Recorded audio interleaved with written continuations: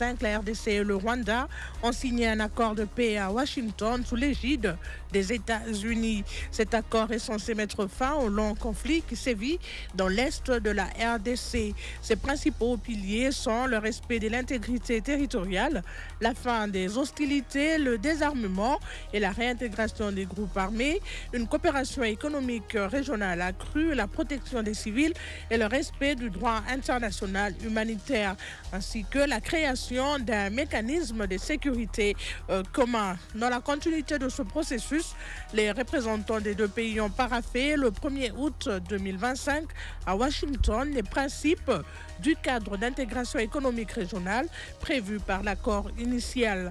Un mois après la signature de l'accord présenté comme historique, quelle est la situation sur le terrain?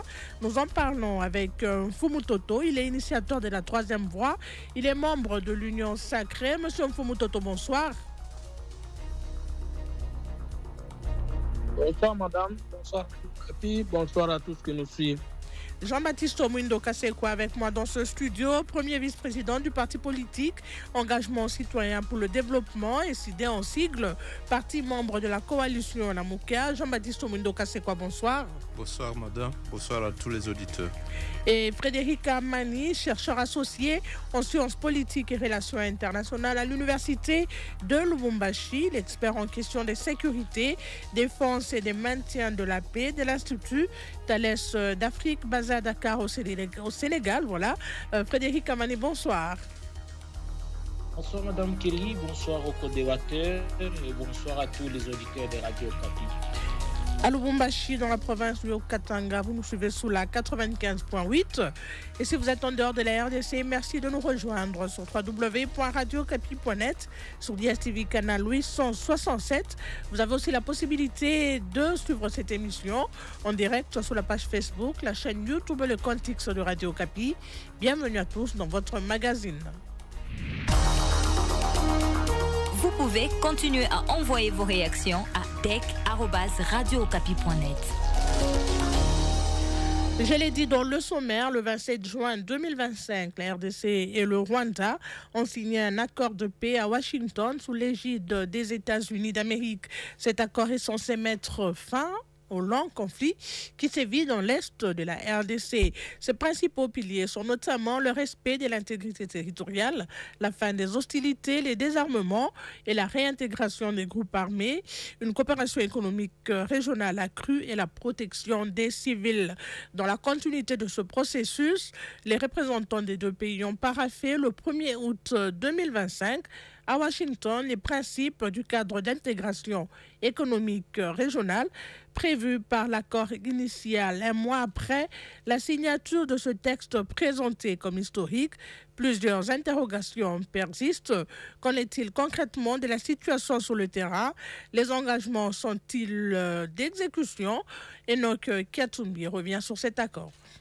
Les représentants de la RDC et du Rwanda ont paraphé à Washington le 1er août, sous la facilitation des États-Unis d'Amérique, le texte des principes du cadre d'intégration économique régionale prévu par l'accord de paix signé entre les deux pays le 27 juin 2025. Selon un communiqué du département d'État américain, grâce à une coordination conjointe dans les domaines tels que l'énergie, les infrastructures, les mines, la gestion des parcs nationaux, le tourisme et la santé publique, la RDC et le Rwanda entendent stimuler les progrès économiques et améliorer les conditions de vie des populations de la région des Grands Lacs. La veille, les deux délégations avaient tenu à Washington la première réunion du comité mixte de suivi de l'accord. Toujours selon Washington, ces avancées constituent une étape clé vers la stabilité et une paix durable dans la région. Pourtant, des retards dans la mise en œuvre de ces traités de paix persistent encore sur des points tels que la coordination sécuritaire, le retrait des troupes rwandaises, les opérations contre les groupes FDLR. D'autre part, l'AFC M23 et les éléments de Wazalendo renforcent leur position sur le terrain, ce qui inquiète sur l'équilibre fragile du processus. Merci Enoch Katumbi pour ce reportage. Fumutoto, je rappelle que vous êtes initiateur de la Troisième Voie. Vous êtes membre de l'Union Sacrée un mois après la signature de l'accord de paix à Washington. Un accord présenté comme historique pour mettre fin au long conflit qui sévit dans l'est de la RDC. Quelle est votre évaluation de la situation sécuritaire sur les terrains? Pensez-vous que l'accord commence déjà à porter ses fruits? Oui, ce qui est vrai, c'est qu'il s'agit là d'un processus et non d'un coup de bâton magique pour mettre fin à une crise sécuritaire à conséquences ou à cause économique et aux conséquences politiques incalculables. Et donc, nous avons donné le premier plus grand pas. Parce qu'il faut savoir que l'accord vise 3 paliers essentiels. Il y a d'abord le palier sécuritaire, le palier économique et le palier politique. Le palier politique parce que l'accord de paix trouvé entre la République démocratique du Congo et le Rwanda porte sur l'insécurité, les conflits armés à l'est du pays qui ont fait près de 30 ans, c'est-à-dire 3 décennies. Et l'implication politique, c'est que le Rwanda, l'agresseur, n'est pas entré au Congo via une déclaration officielle de guerre contre la République démocratique du Congo. Mais il s'est servi des Congolais et des autres étrangers pour venir au Congo en couvrant l'agression sous la forme des rébellions. Ce n'est pas un petit dossier à traiter d'un coup de bâton magique et c'est terminé. De l'autre côté, il y a la question économique dans les domaines qui nous font vivre éternellement avec le Rwanda et aussi les soucis de développer non seulement la République démocratique du Congo, ce qui nous concerne, mais aussi et surtout la région, parce que le développement a des dimensions. La dimension interne et la dimension externe par rapport à la sous-région, à la région, c'est-à-dire l'Afrique dans son ensemble, et au monde également. Et la deuxième dimension, c'est qu'il y a eu la présence militaire étrangère en République démocratique du Congo, et cette présence qui était longtemps niée est finalement acceptée par l'accord de paix trouvé entre mon pays et le Rwanda aux États-Unis. Soit un mois après, nous pouvons dire qu'un voyage de 1000 km a déjà démarré, mais maintenant c'est plus de 10 pas, parce que vous venez d'effleurer dans votre émission qu'il y a eu le paraphe sur le plan économique d'un accord ou d'un convenu de la Convention des principes en ce qui concerne le palier économique.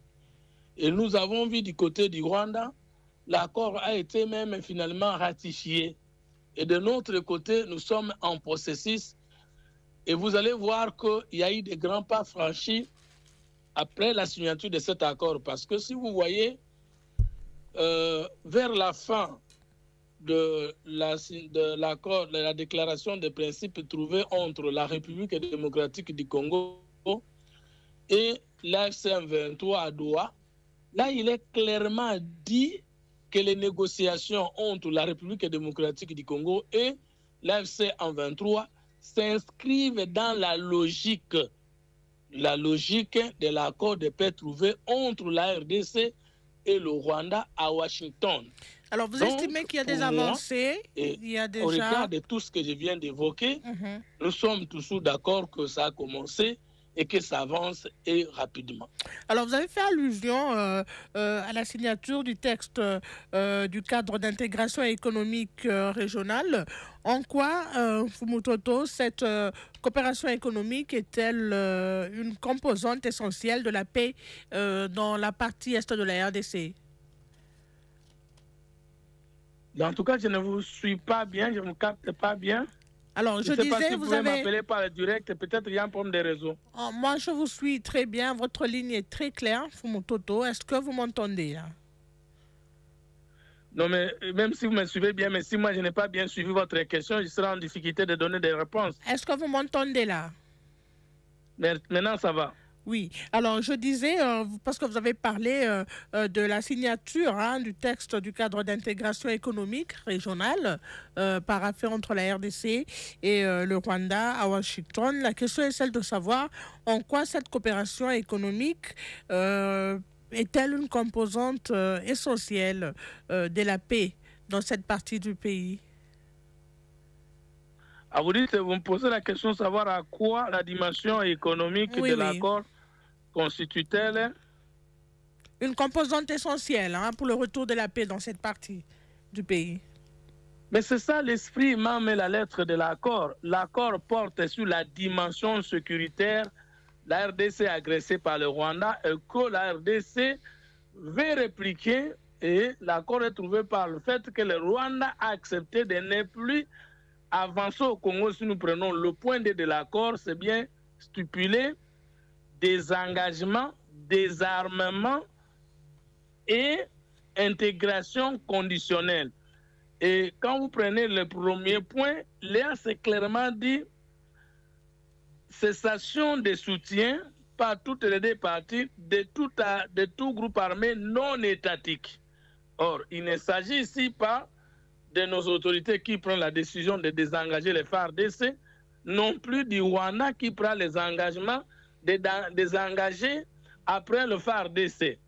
Mais comme il n'y a pas de conflit en termes de guerre sans intérêt, c'est que la guerre est une guerre de minerais, la guerre est une guerre économique, mais maintenant si nous trouvons la paix, mais qu'est-ce que nous faisons après la guerre? C'est voir ensemble entre les deux pays et les autres pays de la région comment programmons-nous le développement de chaque pays ou chaque partie signataire de l'accord de Washington et de chaque pays membre de la sous-région. Donc j'ai dit et je le répète que l'accord a trois dimensions. La dimension sécuritaire, la dimension politique, parce qu'il y a des Congolais qui ont accepté de prendre les armes par le Rwanda pour attaquer notre chère patrie.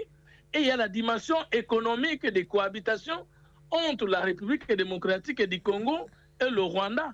Et lorsqu'il y a un processus de paix ou de cohabitation sur le plan économique, ça va régenter automatiquement la dimension sécuritaire et politique de la guerre ou de l'insécurité à l'est du pays. Et par rapport au processus de l'accord de paix, ce ne sont pas des géants, parce que sur le plan politique, j'ai effleuré ici que les négociations entre la République démocratique du Congo et la FC-M23 s'inscrivent dans la logique de l'accord trouvé entre le Rwanda et mon pays à Washington. Donc, on ne peut pas séparer la paix économique ou la cohabitation économique et la paix au niveau des armes et la paix au niveau de la politique interne du pays. Donc, c'est lié. Nous pouvons dire qu'on n'est pas en train de reculer. Nous sommes en train d'avancer, par contre, sérieusement. Merci, Fumototo Jean-Baptiste Mundo Kassekwa. Vous êtes premier vice-président du parti politique Engagement citoyen pour le développement, SID, en sigle, parti membre de la coalition Lamuka. Votre évaluation de l'accord de Washington un mois après sa signature. Merci. Il est vrai qu'il faut saluer quelques pas qui témoignent de l'engagement des États-Unis et de Doha après la signature de l'accord de Washington le 27 juin de cette année. Nous avons noté la déclaration de Doha intervenue le 19 juillet. C'est un premier signe d'avancée. Deuxièmement, il y a eu la réunion ministérielle tenue à Addis Abeba entre la RDC et le Rwanda et le HCR autour de la question des réfugiés le 24 juillet. Il y a eu, comme le journaliste de Radio Okapi l'a dit, la première réunion du comité conjoint de surveillance tenue le 31 juillet. Il y a eu effectivement aussi le 1er août l'énoncé des principes du cadre d'intégration économique régionale. Néanmoins, il y a plusieurs actions importantes qui font défaut, notamment le mécanisme conjoint de coordination de la sécurité qui devait s'occuper de la question épineuse des FDLR.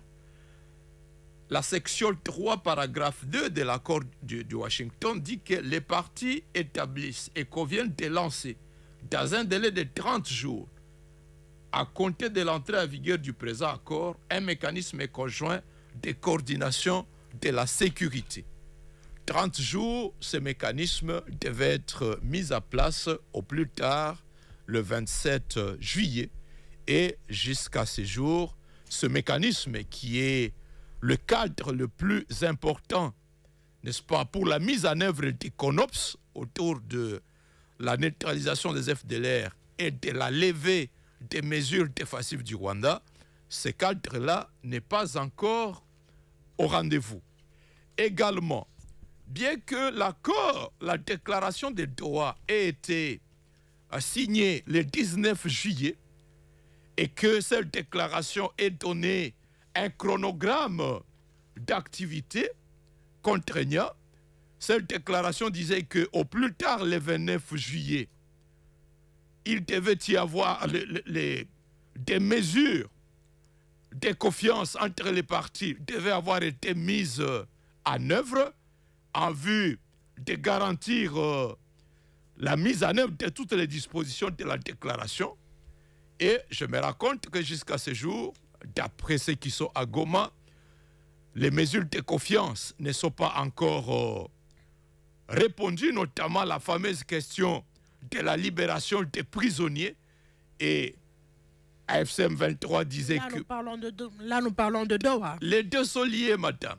À partir du moment où... Parce que ce que nous attendons de Washington, comme Fumutoto l'a dit, Doha, la déclaration de Washington a donné lieu, n'est-ce pas, a soutenu les négociations de Doha. Et sur base de cet accord de Washington, nous avons eu la déclaration de Doha le 19. Mais on voit que la mise en œuvre pose problème parce que tant que le mécanisme conjoint de coordination de la sécurité ne sera pas opérationnel, eh bien, la question de neutralisation des FDLR et du retrait des troupes rwandaises ne va pas avancer. Alors, de l'autre côté, l'autre élément important qui serait à saluer, ce serait l'effectivité du cessez-le-feu.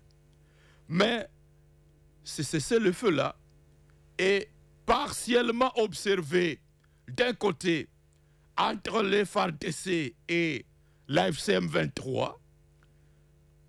J'ai pris des contacts sur l'axe Walikale, sur l'axe Lubero, comme sur l'axe Kamanyola. Théoriquement, les lignes ne bougent pas entre les deux cas. Mais là encore, il faut noter que le mécanisme de vérification du cessez-le-feu n'est pas encore opérationnel et les modalités de mise en œuvre de ce cessez-le-feu-là ne sont pas encore clairement définies. Ces modalités pouvaient par exemple demander que chaque partie fasse reculer ses forces de 5 km. On n'en est pas encore là. Mais également... C'est un processus, comme l'a dit Fumutoto. Un processus. Mais entre-temps, il était dit que toutes les parties, toutes les unités combattantes devaient être impliquées dans le cessez-le-feu. C'est là que, lorsque vous posez la question de l'évaluation aux habitants de Walungu, aux habitants de Binza dans les Rutshuru, aux habitants de Sake, aux habitants de Nyabiondo, aux habitants de Pinga, ils vous disent qu'en réalité, l'accord ne produit pas encore des effets. Parce que les combats sont intenses à Walungu et les populations continuent de fuir et de mourir au quotidien. Les combats sont intenses dans les groupements de Binza. Vous avez suivi un rapport préliminaire des agents des Nations Unies qui ont parlé de 140 personnes tuées. Mais le monitoring que nous avons fait état de plus de 300 personnes. Est-ce que nous allons parler d'un cessez-le-feu respecté?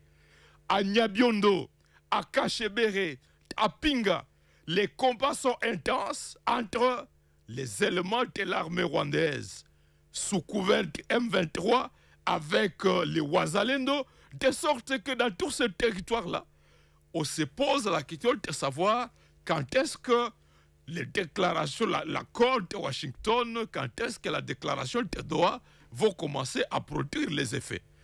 Et donc ici, un bémol important à apporter, c'est que la priorité est accordée, est fixée sur l'accord d'intégration économique en vue de l'exploitation de minerais, l'exploitation des parcs nationaux, en vue de l'exploitation du gaz méthane, ce qui est une bonne chose. C'est-à-dire la priorité est placée sur les intérêts économiques, mais la priorité n'est pas fixée sur les droits de l'homme, sur les conditions de vie des populations. Ces populations de Bukavu, ces populations de Goma qui crient, qui disent au plan économique que la fermeture des banques pose énormément de problèmes.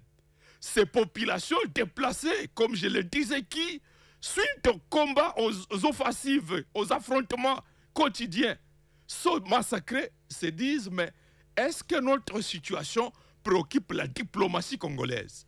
Est-ce que notre situation préoccupe la diplomatie américaine qui s'active?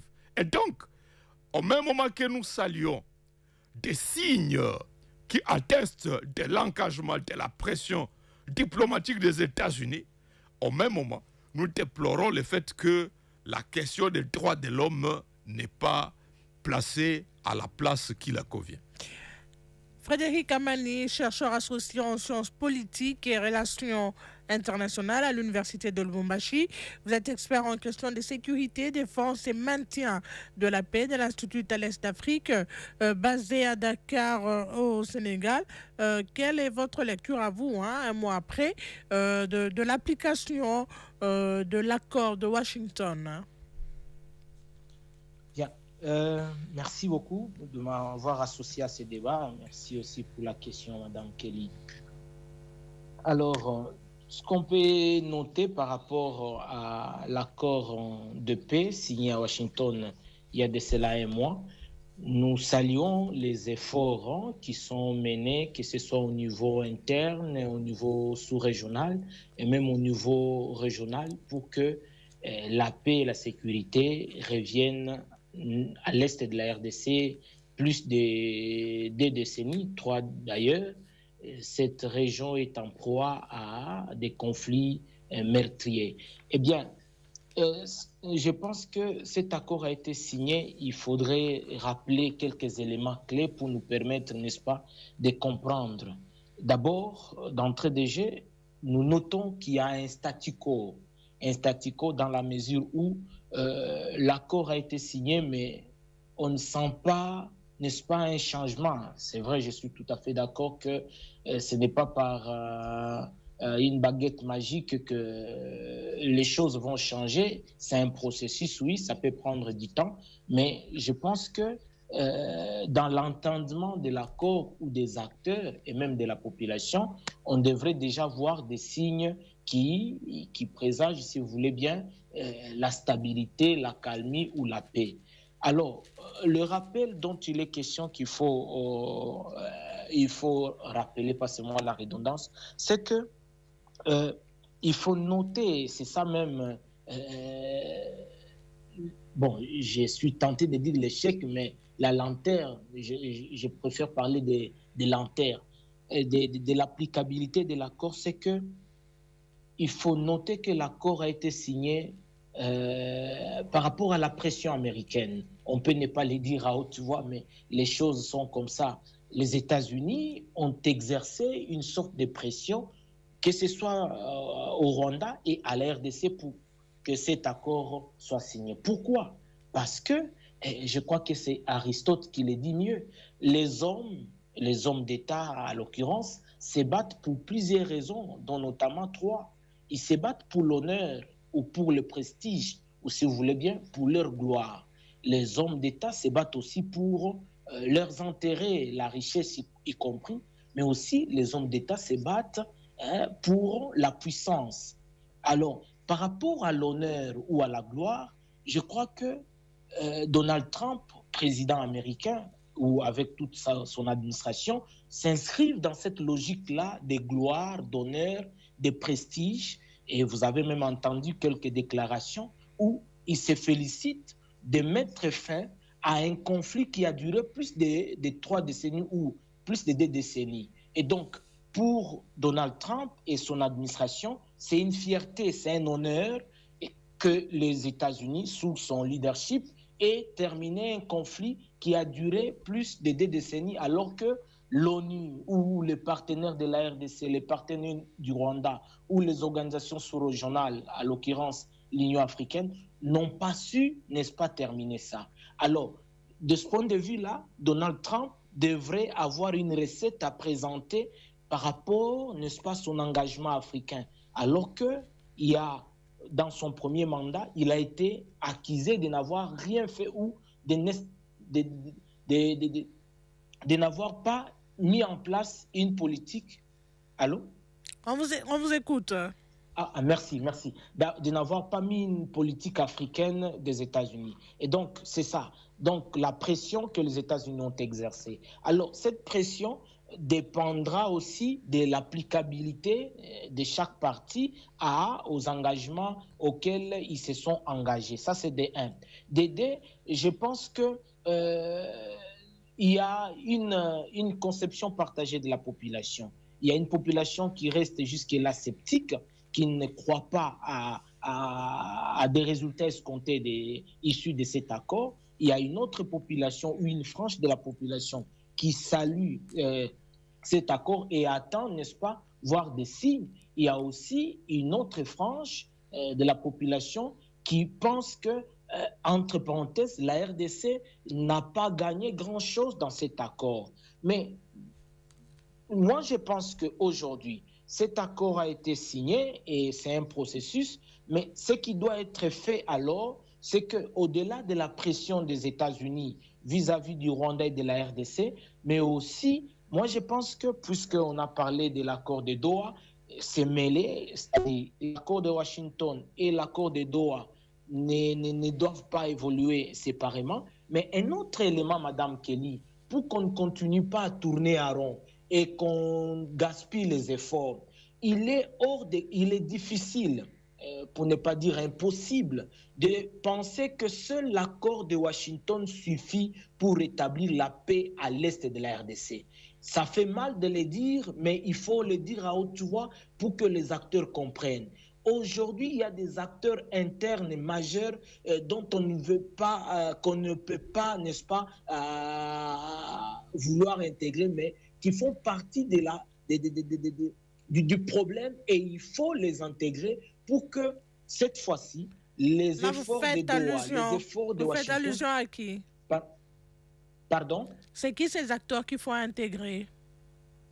Mais il y a Corneille Nangaa, il y a l'ancien président Kabila, il y a aussi, n'est-ce pas, la société civile. Lorsque je parle de la société civile, je fais allusion, n'est-ce pas, aux confessions religieuses de Senko et SCC, et bien entendu. Je pense que donc Washington, c'est un pas, mais Washington et Doha devraient aussi se référer aux efforts internes pour que, n'est-ce pas, qu'il y ait, si vous voulez bien, mariage et que ces mariages puissent aboutir à des résultats escomptés. Moi, je pense que pour que l'accord de Washington aboutisse et ne continue pas à tourner à rond, eh bien, il faut ça. Dans le cas contraire, Donald Trump va se féliciter d'avoir amené des États qui se regardaient à chien de faïence bien longtemps sur une même table, et ce sera à son profit et la population va continuer à en payer le prix parce que le cessez-le-feu n'est pas respecté, sauf erreur de ma part. Aujourd'hui, il y a eu des hostilités à Rutshuru et il y a des zones de détention, que ce soit à Walungu et ailleurs. Donc, le respect définitif ou à 100% du cessez-le-feu n'est pas de mise. Pourquoi? Parce qu'il y a le tirage des ficelles au niveau interne et nous pensons que la pression des États-Unis va exercer sur les acteurs internes, va permettre à ce que l'accord de Washington aboutisse à des résultats escomptés et c'est pour l'intérêt de la RDC et l'intérêt des pays de la région. Merci, on vous garde encore dans cette émission. Frédéric Amani, on va ouvrir le standard pour écouter aussi les avis de ces nombreux auditeurs qui nous suivent dès partout. On va aller à Bukavu, Sud Kivu, pour écouter cet auditeur. Moi, c'est Gabriel Ekwalanga depuis Bukavu, au Sud Kivu. L'accord de principe signé à Washington entre le Rwanda et la RDC n'aura aucun impact tant que l'accord de paix de Doha ne sera pas signé entre le gouvernement de Kinshasa et l'AFC M23. La situation, au fait, reste toujours instable malgré cette fameuse signature de l'accord de principe de Washington. Sur terrain, on enregistre toujours des villages qui tombent entre les mains de l'AFC M23, notamment dans les Massissi et Rutshuru, et bien dans d'autres territoires sous occupation de ces derniers. L'accord de Washington n'est venu rien résoudre sur la question sécuritaire à l'est de la République démocratique du Congo. La seule issue pour retrouver la stabilité, c'est de suivre le schéma qui a été initié par la CENCO-SCC. Et quel schéma dont malheureusement Kinshasa ne veut pas appliquer. Fumutoto, comment vous réagissez au propos de cet auditeur de Bukavu?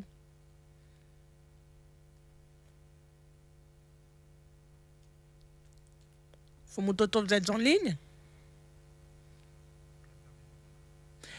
Ouvrez votre micro, Fumutoto. Vous êtes en ligne, mais vous avez fermé votre micro. Ce qui est vrai, je disais. Oui, on vous suit. Ce qui est vrai, c'est que j'ai beaucoup de difficultés pour comprendre pour bien suivre le point de vue de notre expert en question de sécurité et surtout de mon frère Kaseka. Ben, ce n'est pas un problème, j'essaie de me débrouiller.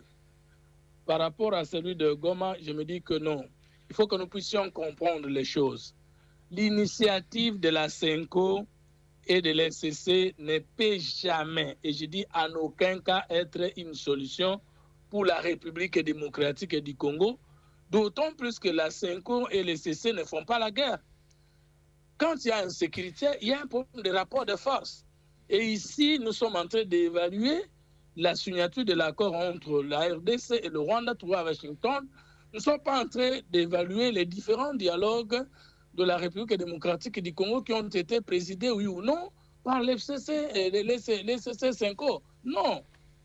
Les rapports de force ici, c'est qu'il y a d'une part un pays agresseur, qui est le Rwanda, de l'autre part, un pays agressé qui est la République démocratique du Congo et qui a la seule hyperpuissance mondiale qui s'interpose sur ces conflits pour dire c'est fini.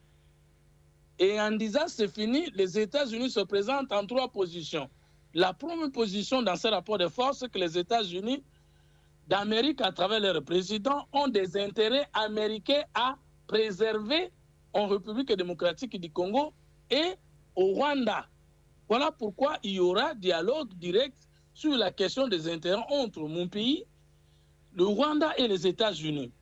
Est-ce que vous pensez que parce qu'il n'y a pas le dialogue tenu par la CENCO, que les États-Unis qui ont des intérêts à matérialiser avec la fin de la guerre entre le Rwanda et la RDC vont se dire comme la CENCO et l'SCC n'ont pas été écoutés, donc les intérêts américains ne sont plus utiles à être poursuivis au Rwanda, au Congo ou entre les deux? Non. Le rapport de force est qu'il y a une seule superpuissance mondiale qui ne cesse de soutenir la mise en œuvre complète de cet accord. Ça, c'est le premier point à observer. Alors, les États-Unis le font parce qu'ils ont des intérêts à préserver. Et ces intérêts sont dans les négociations entre la République démocratique du Congo et les États-Unis d'une part, et de l'autre part entre la République démocratique du Congo, le Rwanda et les États-Unis. Et enfin, il y a ce que les États-Unis veulent obtenir dans le sens de la paix, c'est-à-dire la cessation des hostilités entre la RDC et le Rwanda. Si aujourd'hui, nous sommes retrouvés aux États-Unis, ne nous voilons pas la face. N'oubliez pas que l'accord n'est pas signé à Washington par la volonté du Rwanda ou des États-Unis. Il y a un gouvernement de la République. Il y a l'impulsion du président de la République et chef de l'État, Félix Tshisekedi-Antoine Tshilombo, qui a conçu une autre façon de faire la danse diplomatique dans le pays et dans la sous-région. Le président Tshisekedi a dit, au lieu de construire en face de nous chacun d'émirs, construisons ensemble des ponts, c'est-à-dire la diplomatie à visage humanitaire dans la sous-région et dans l'Afrique dans son ensemble. C'est le président Tshisekedi qui a mené un narratif diplomatique nouveau en disant oui, il y a l'insécurité à l'est du pays, oui, il y a des Congolais qui prennent les armes et qui peuvent avoir des revendications, des justifications, mais dans le fond de la question, il y a un gouvernement étranger qui piétine la souveraineté internationale d'un autre État. Alors, vous l'avez dit dans votre première intervention. Vous l'avez dit dans votre première intervention, Fumutoto. Cet auditeur pense que vous l'avez dit dans votre dernière intervention, je disais. Ils viendront s'interposer dans ces conflits qu'après que nous ayons gagné notre opinion diplomatique sur le plan international. Alors, ça, c'est la première chose. Oui, je disais, Fumutoto, s'il vous plaît. Qui ne veut pas appliquer cet accord-là, nous, le gouvernement de Kinshasa, nous n'allons pas croiser les bras face à la mauvaise volonté du Rwanda. Autant nous avons déterminé une position politique qu'il a acquise sur la scène internationale et que le Rwanda a été condamné au niveau de CAC, au niveau du CONOPS, au niveau de l'EAC, au niveau de l'Union africaine, au niveau des États-Unis, au niveau de la Grande-Bretagne, au niveau de l'Union européenne. Nous allons, nous encore, sur le plan diplomatique, actionner ces fronts-là et nous ne croyons pas, nous n'attendons pas à nous désarmer. Donc nous n'attendons pas la bonne foi du Rwanda, mais nous croyons que nous sommes dans un rapport de force qui va finalement contre le Rwanda à se retirer parce que je ne vois pas les États-Unis scélérer parce qu'il y a les caprices du Rwanda. Merci Fumutoto. Merci beaucoup. On vous garde encore dans cette émission. Merci beaucoup. On vous a suivi Fumutoto. On va prendre cet autre auditeur qui nous appelle depuis Kisangani dans la province de la Chopo. C'est Albert Kolembela Bokomba depuis Kisangani dans la province de la Chopo. La signature de cet accord est un acte à saluer car cela va permettre à la République d'arrêter le regain d'insécurité, d'assassinat et de pillage des ressources qui se profitent à un groupe d'individus et à d'autres pays. Les États-Unis doivent être regardants quant à l'application de cet accord, sinon cela risquerait d'amplifier l'insécurité et favoriser la naissance de nouveaux groupes armés. Étant donné qu'il existe plusieurs groupes armés actifs dans le pays, le gouvernement devra organiser un dialogue en interne pour accompagner l'accord de Washington afin de favoriser le retour d'une paix durable sur toute l'étendue du territoire national. Nous devons savoir que d'autres peuples ne peuvent pas aimer la RDC plus que nous. Il est temps de chercher l'unité pour lutter contre le plan de balkanisation. Alors, Jean-Baptiste Omundoka, c'est quoi? Je vais vous demander d'être assez concis dans vos réponses parce que nous donnons vers la fin de l'émission. Comment vous réagissez aux propos d'Albert de Kisangani? Je note avec intérêt lorsque il dit qu'on doit réfléchir autour de la question de la naissance ou de la multiplicité des groupes armés. L'une des faiblesses du processus à cours, c'est qu'il est partiel et partial. Nous avons dit ici que le cessez-le-feu n'est pas effectif sur le terrain du fait de la poursuite des combats entre AFC M23, armée rwandaise, contre le Wazalendo. Des Wazalendo qui sont fils de Walungu, qui sont fils de Kale, de Kabare, qui sont fils de Nyabiondo, de Walikale, de Rutshuru. Vous n'allez pas leur demander de baisser les bras pendant qu'ils sont en train de voir que leurs territoires, leurs terres ancestrales sont occupées. C'est là que je rejoins l'auditeur qui proposait un processus global tel que proposé par les évêques et les pasteurs. Un processus partiel qui écarte des acteurs majeurs comme les Wazalendo, des acteurs majeurs comme des forces politiques et sociales, eh bien, ne va pas nous conduire à une paix effective. Albert dit également, interpelle les États-Unis. Mais je veux ici que l'on ne puisse pas scélérer. L'accord de Washington n'est pas la première initiative pilotée par les États-Unis dans les tentatives de recherche de paix en RDC. C'est sous les auspices des États-Unis que l'accord de Nairobi, 17 novembre 2007 a été signé autour de la résolution de la question des FDLR. Mais un mois après la signature de l'accord, le Rwanda nous a lancé l'offensive de Mushaki, qui a entraîné la mort de plus de 2000 militaires et qui a justifié la tenue de la conférence de Goma. Les États-Unis ont fait pression sur le Rwanda pour que le Rwanda donne la liste des 6997 combattants FDLR que le Rwanda réclamait. Mais malgré le fait que les opérations Umoja Wetu, Kimia 2 et Amani Leo, tenues de janvier 2009 au mois d'avril 2012, ces opérations ont permis le rapatriement d'au moins 5500 combattants FDLR au Rwanda. Mais le Rwanda ne s'est pas interdit de lancer la guerre du M23 en avril 2012, alors que la RDC était à pleine opération de neutralisation des FDLR. Et les États-Unis n'ont pas sanctionné le Rwanda, qui est leur affaire chérie. Un chercheur, Hubert, disait que pourquoi les États-Unis n'ont pas soutenu l'initiative en 2000, lorsque le Rwanda et l'Ouganda se sont battus à 3 reprises, en 1999 et en 2000, à pleine ville de Kisangani. Les États-Unis n'ont pas soutenu l'initiative, que l'on puisse reconnaître que la RDC était un État agressé.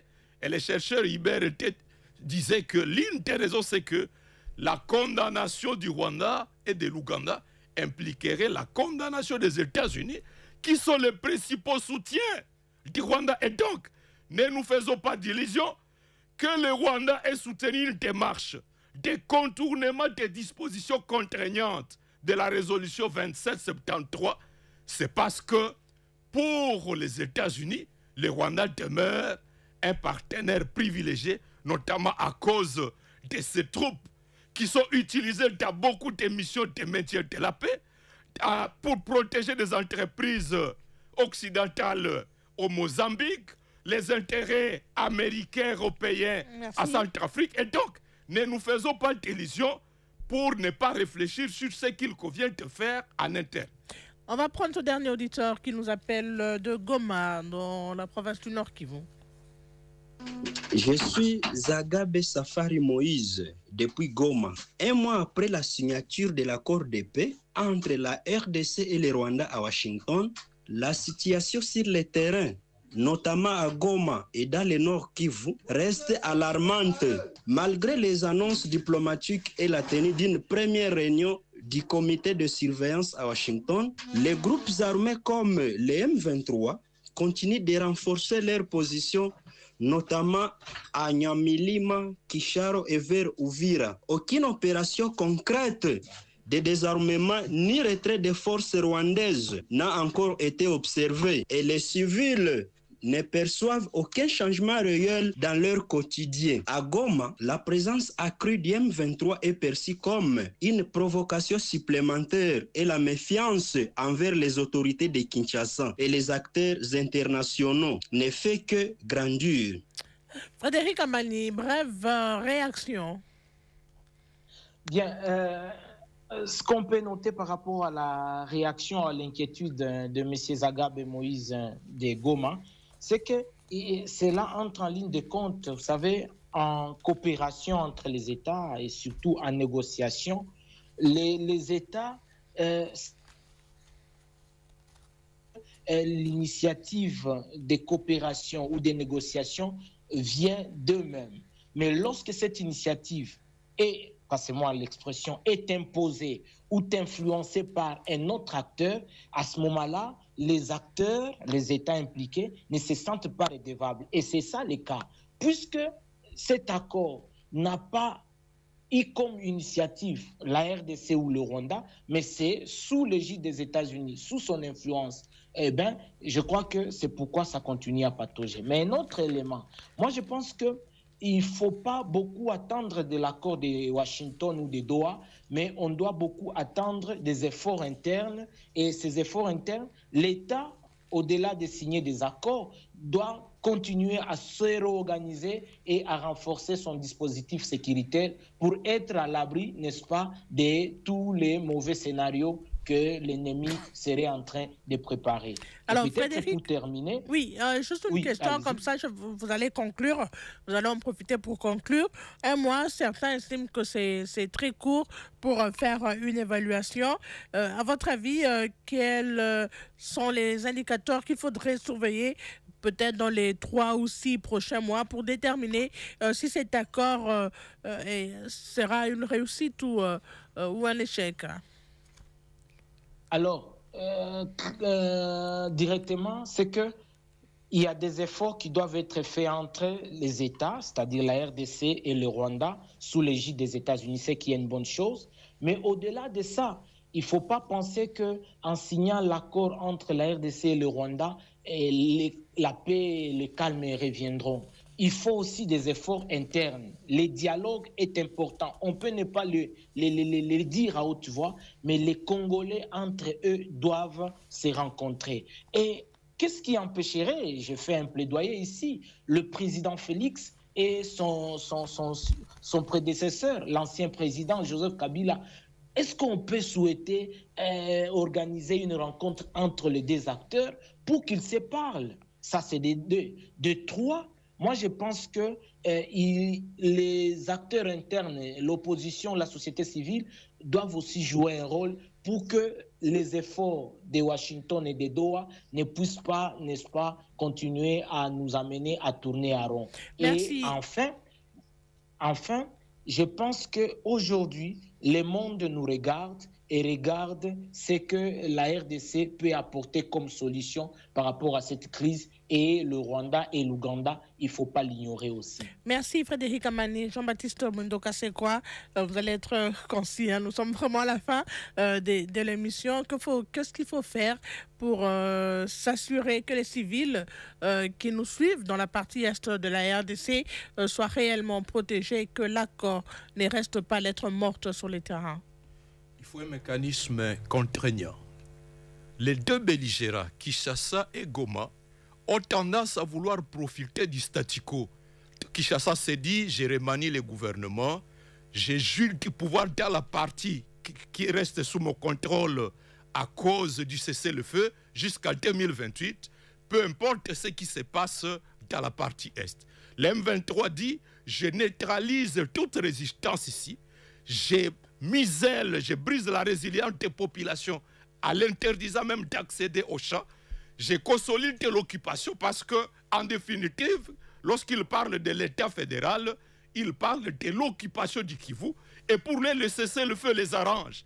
Et malheureusement, à Kinshasa, on considère que tant qu'on peut rester au pouvoir à Kinshasa et que l'M23 reste occupé ce parti-là, Trump mérite le prix de la paix, le prix Nobel de la paix. Et Félix, je vois des pancartes insultants dans les rues de Kinshasa pour dire par l'accord, Félix a ramené la paix dans la partie non occupée. Et donc ici, il faut des mécanismes de sanctions, de pression.